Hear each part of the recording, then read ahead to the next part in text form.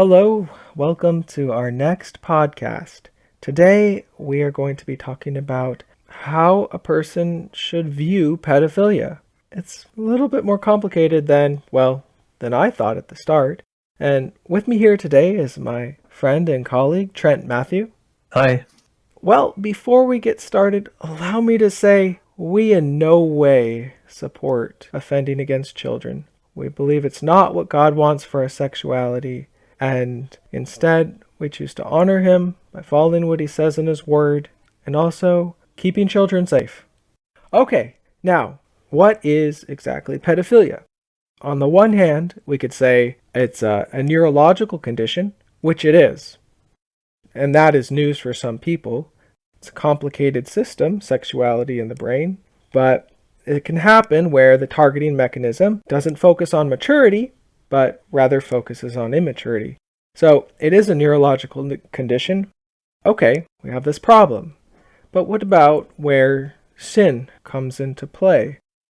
Is it a sin to simply be a pedophile, to have this neurological condition? Or is it a sin if a person acts on those feelings? Well, yeah. Yeah. Or do we simply bounce back and forth between, today I'm righteous. I haven't had one bad thought. And then tomorrow, I looked at that kid too long. I'm steeped in sin. Like, do we bounce back and forth between righteousness or sin in God's eyes? How should we view this struggle we're facing? Trent, you've put some thought into this. Where's that taking you? Yeah, so this question was something that I had on my mind for a long time because I was going, is it a sickness or a sin? And just that question kept on coming up in all of the things I was thinking about, a lot of the stuff I was planning on writing and stuff, and just so on. And it was causing me a lot of stress and a lot of anxiety as well, to be honest. And it's strange because on the one hand, you've got the word sin, which most of us have this kind of old school Catholic understanding that sin is basically informed defiance against God.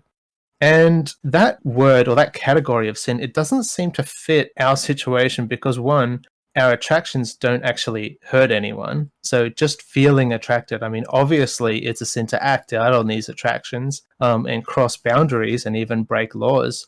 So that is definitely a clear line. But just feeling these attractions, is it a sin or is it just a sickness? And the other reason why it doesn't really fit the sin category is because it's not something that we choose to do. It just seemingly just is something that just happens to us. We find ourselves attracted to kids and we realize that this is not how it should be. And we feel bad about this, and there's certainly a lot of shame that comes along with that. But the whole informed defiance against God doesn't really fit our situation. And when you have a look at it on the other side, if you take a look at it from a sickness perspective, well, the word sickness doesn't seem to fit either. It's not like just having a broken leg or a sprained ankle. There's definitely a moral component. And we have a certain level of choice. Like, we can entertain healthy thoughts or unhealthy thoughts. Like, there is some area of choice in this. At the same time, there's also a level of awareness, and I think that also plays into the level of choice. We know that we have the condition, but we don't need to go and get a test done. It's like we understand that this is us. It's something inside, something we see, something we perceive. Yeah, it's very unusual. So it doesn't quite fit, well, most people's understanding of the sin category, and it doesn't quite fit the sickness category. So what we really need is a third way of viewing this. Yeah, what comes to mind for me is the people who contact us, they seem to fall in one of two camps.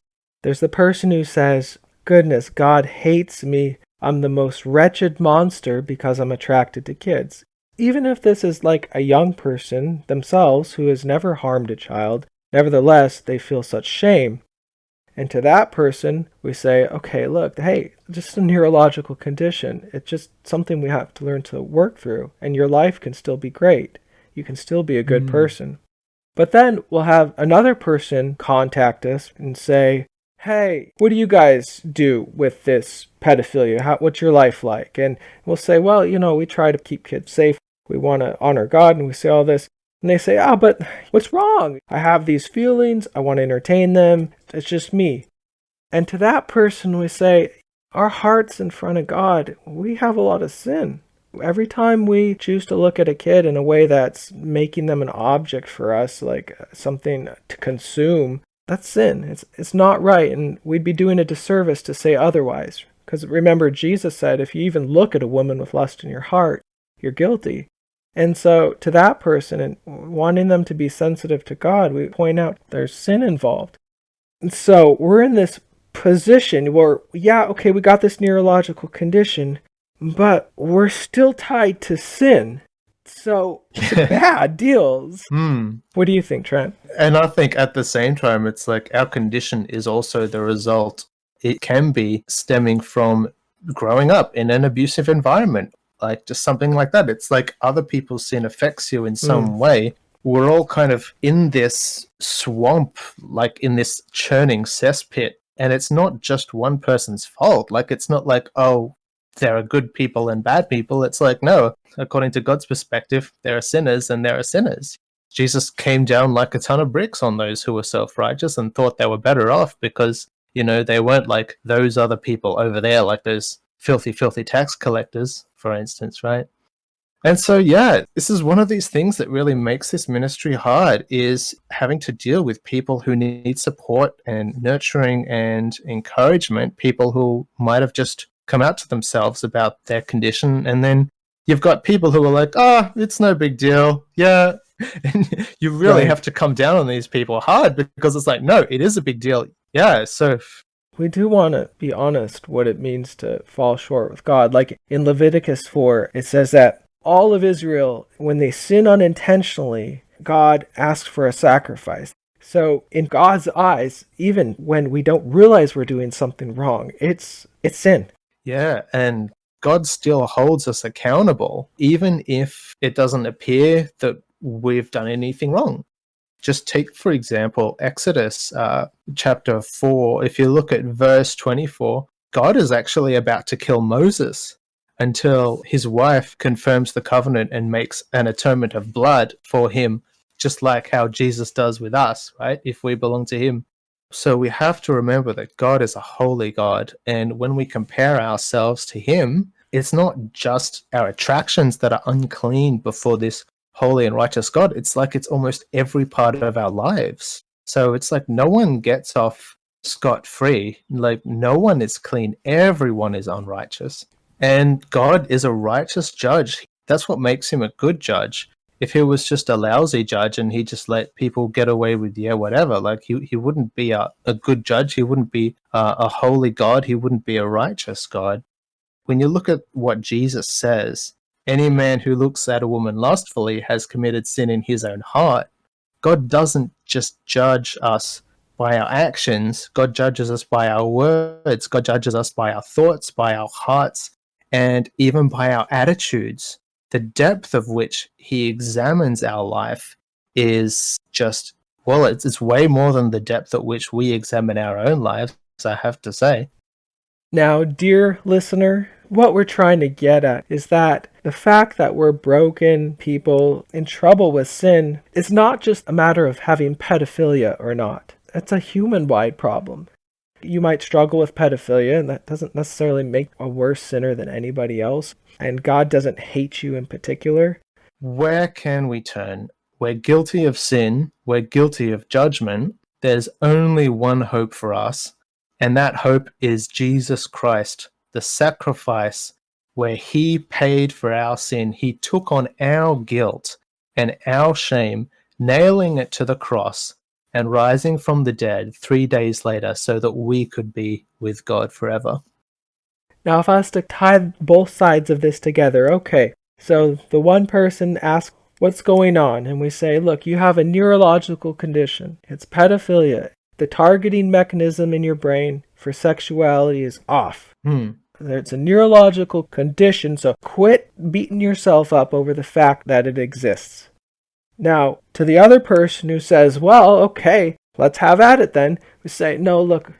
Yeah, you can't just blame everything on the condition and be like, what do we do? In our brokenness, our neurological brokenness and our sinfulness. And so we come to God and say, Lord, I'm broken. I got this struggle that I don't know what to do about. I don't want to hurt kids. I want to honor you. I want to carry your image in my sexuality and help me. God helps us to grow little by little, doesn't he? Yeah, that's part of what regeneration is. He works in us by the power of his Holy Spirit, conforming everything to the image of Christ. I've been living with this struggle my whole life. The thing that's brought me peace is just knowing we were looking for progress, facing this particular neurological condition with better coping skills, and accepting that Jesus is going to lead me forward step by step, recognizing it's a journey. And it is a journey, you know. Just because you get saved on Wednesday doesn't mean you're going to be perfect and have a struggle-free life on Thursday. Yeah. God leads us through these experiences in life, and he grows us in faith. He makes us realize just the depths of our sin and how much we need him. And he leads us, he guides us, he nurtures us. Basically, he becomes everything to us so that we will put everything that we are in him, so that we give him all our hope, all our life.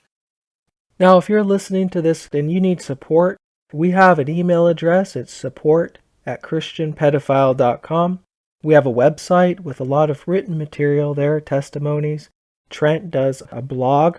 And like I said, if you reach out and you need support, one of us will get back to you. We're praying for you, and God bless. Thanks. Bye. Bye.